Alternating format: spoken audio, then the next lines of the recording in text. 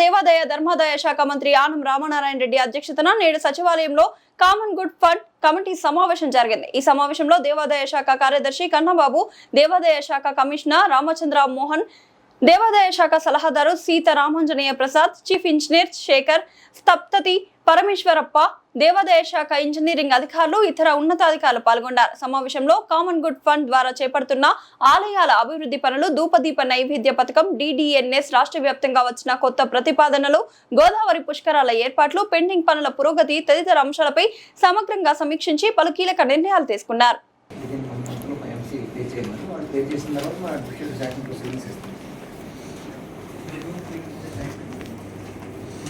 అంటే దీంట్లో ఒక మనం ఇప్పుడు ఫాలో అయ్యేది కొన్ని ఈ ఎంసీ విషయంలో కొంతమంది ఎగ్జామ్షన్స్ అడుగుతున్నారు.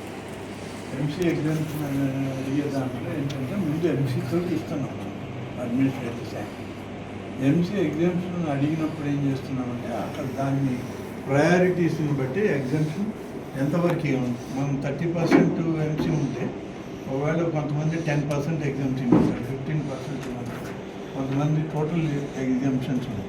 వాటిని బట్టి ఆ ప్రయారిటీస్ని బట్టి ఆ ఎగ్జామ్షన్ మనం నిర్ణయం తీసుకున్నాక వాళ్ళకి నెక్స్ట్ ప్రొసీడింగ్స్ ఇచ్చేది.